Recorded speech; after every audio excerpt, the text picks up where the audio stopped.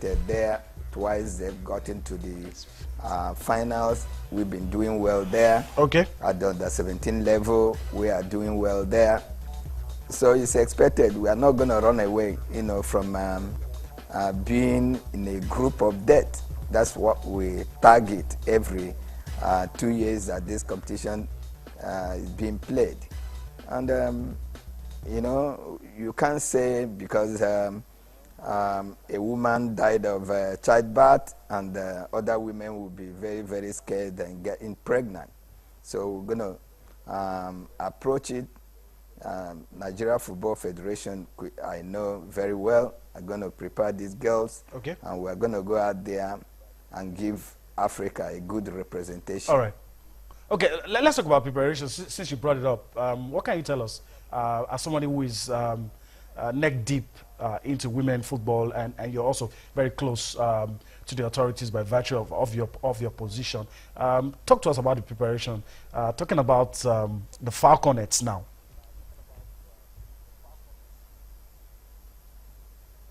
Yeah, the Falconets, you mean the ones we are talking about, their grouping?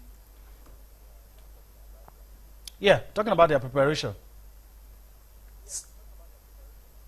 Yeah, their preparation, that after qualifying, a very difficult, qualifier series, their last game was against South Africa. And you know that in every competition in Africa, the South Africans would like to rub shoulders with Nigeria at every level, whether in the female or in the male football. But, Nigeria had been up there, so okay. we'll continue to go up. They played a difficult last leg qualifier, going to South Africa and getting a win there, to seal up, their ticket to go for Papua New Guinea. The team is in recess, and I'm pretty sure that the Nigeria Football Federation are going to do everything, possible to prepare this team, and okay. they will go one step further. All right.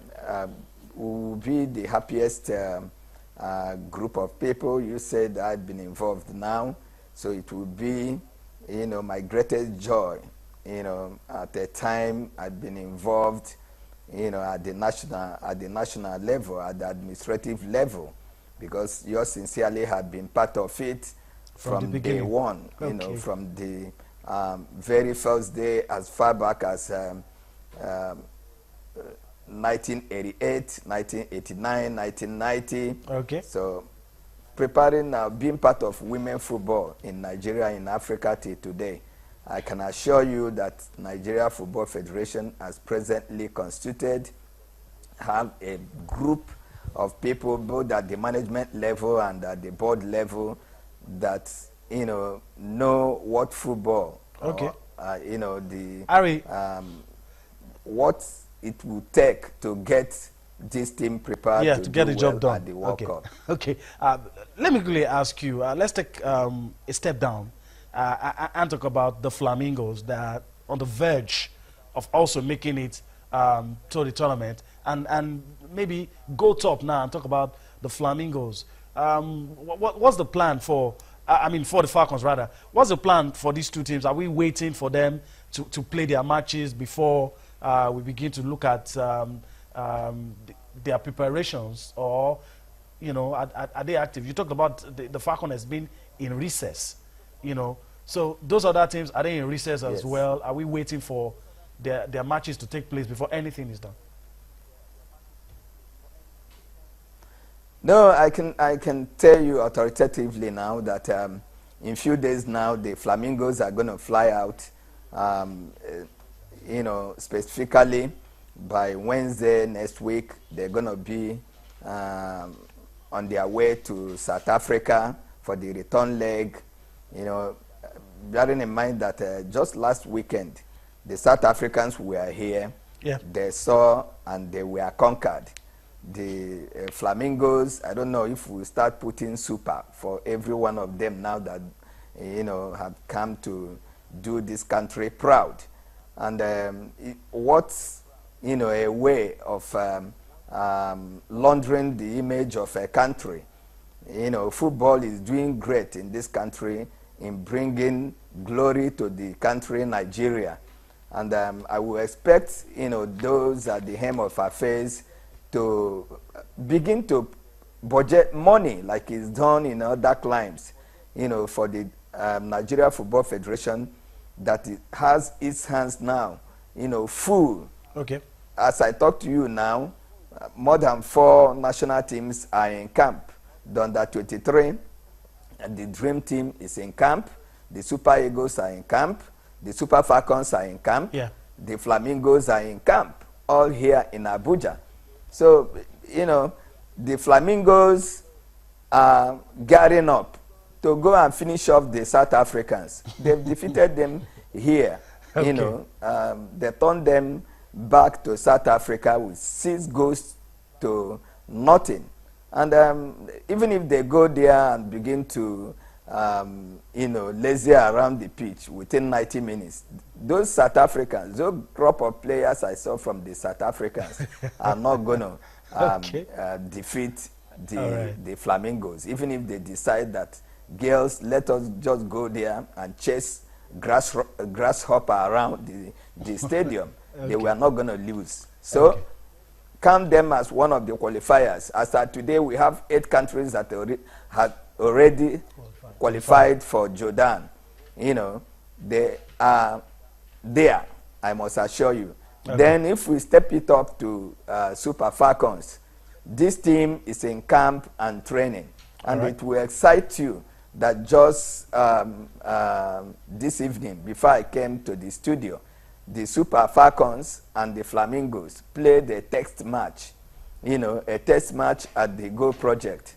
And guess what? The result was 1-1. Those girls are doing pretty good. And they are going to be in line in 2 years' time to go to under 20. And from there to the Super Falcons. We now have very great, graduating system.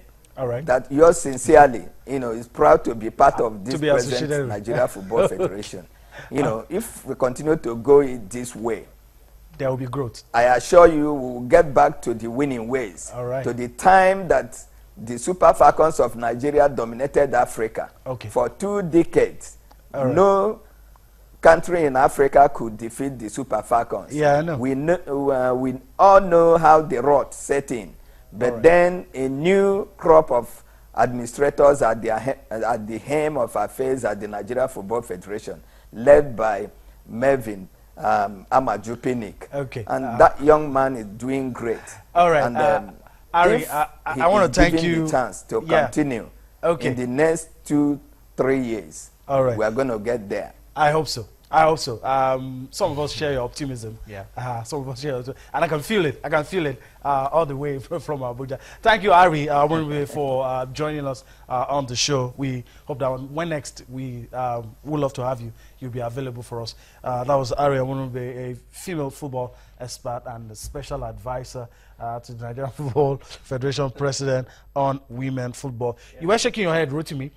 There probably were some things you didn't agree with. So spill it out, spill it out. What were the things you didn't agree with? Some of us would think that 1 or 2 of the teams are inactive, but Super Falcons in camp, the Flamingos, the Falconets. The Dream Team and all that. What else would you want? I mean, they have their hands full now. Yes. I'm talking about the NFF. So we can't actually, lay blames or and all that for them. I feel, personally, the under-20 should be called into camp probably from May.